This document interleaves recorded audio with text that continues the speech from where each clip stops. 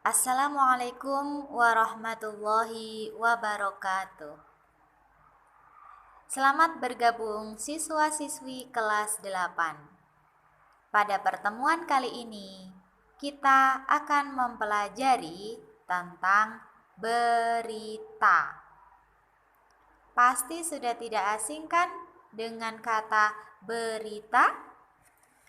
Untuk itu, pada kesempatan ini kita akan mempelajari tentang pengertian dan unsur-unsur berita. Nah, kita pasti pernah menonton berita di televisi atau membaca koran. Nah, pernah kan?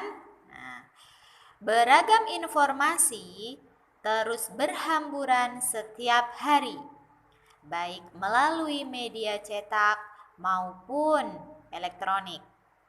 Kalau media cetak itu seperti koran, ya, majalah. Kalau media elektronik itu seperti yang ada di televisi.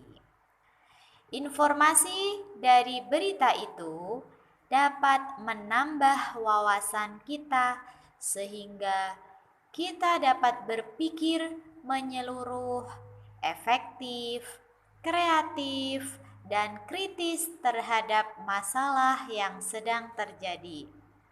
Ini misalnya sekarang ini ada masalah apa coba? Nah, ada masalah COVID. Nah, bagaimana kita bisa kreatif, kritis dalam menghadapi masalah tersebut? Tentunya dengan kita menyaksikan berita. Nah, jadi apa sih berita itu? Berita adalah laporan kejadian, peristiwa, atau informasi mengenai sesuatu yang telah atau sedang terjadi. Jadi, peristiwa itu telah atau sedang terjadi. Bagaimana kalau belum terjadi? Wow, kalau belum terjadi namanya bukan berita, tapi ngarang, ya. Nah, di dalam berita itu terdapat unsur-unsur. Nah, harus lengkap unsur-unsur dalam suatu berita itu. Kalau tidak lengkap, nah berarti beritanya tidak benar, tidak valid. Masih ada yang kurang. Nah, lalu unsur dalam berita itu dapat disingkat dengan rumus 5W plus 1H. Apa sih 5W1H itu? Nah, W yang pertama itu adalah what. Kalau dalam bahasa Indonesia artinya apa. Maksudnya, apa yang sedang terjadi, peristiwa atau kejadian. Misalnya, terjadi kecelakaan, kebakaran, pembunuhan, perampokan, perang, olahraga, COVID, nah dan lain-lainnya. Yang kedua, W yang kedua adalah where atau di mana.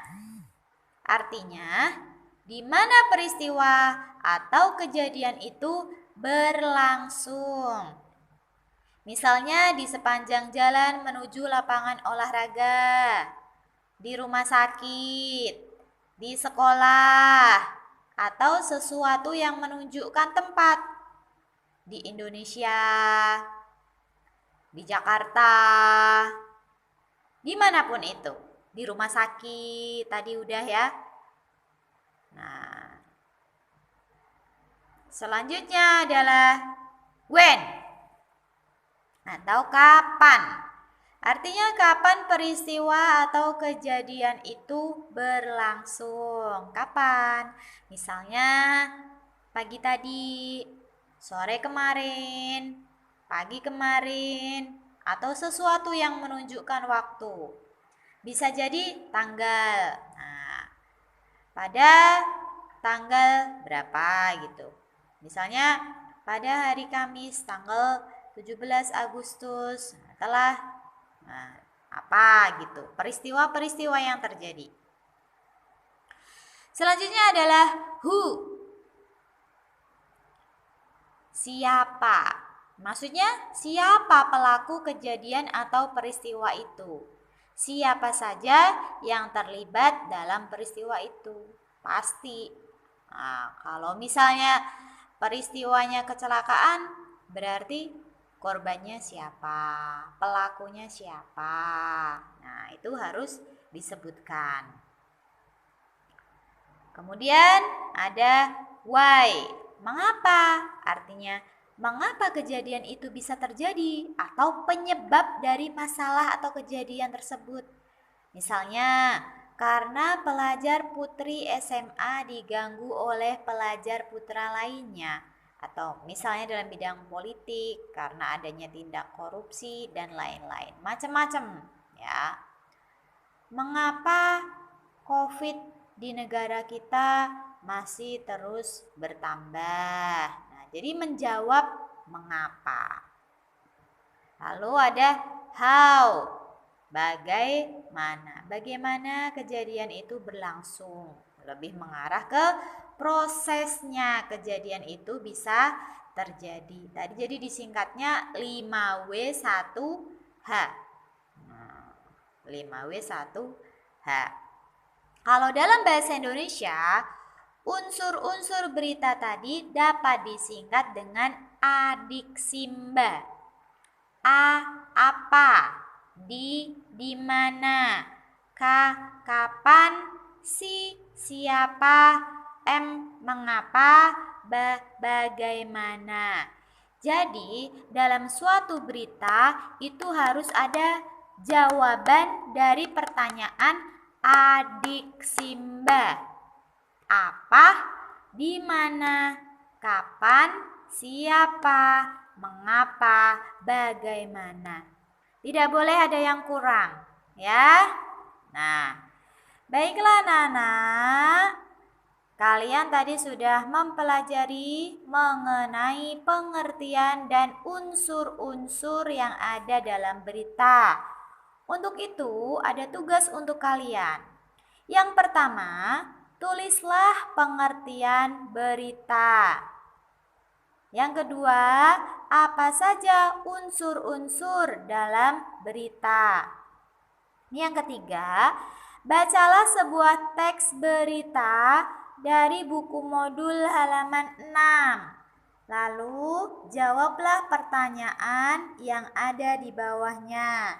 Nih, kalian sudah mendapatkan buku modul seperti ini. Nah, ada teks berita di halaman 6. Kalian buka. Nah, silakan dibaca berita tersebut. Kemudian jawablah pertanyaan di bawahnya. Kerjakan di buku tulismu. Selamat mengerjakan, jadilah anak yang baik, yang berbakti kepada orang tua, yang taat kepada Bapak Ibu guru. Ya, Assalamualaikum warahmatullahi wabarakatuh.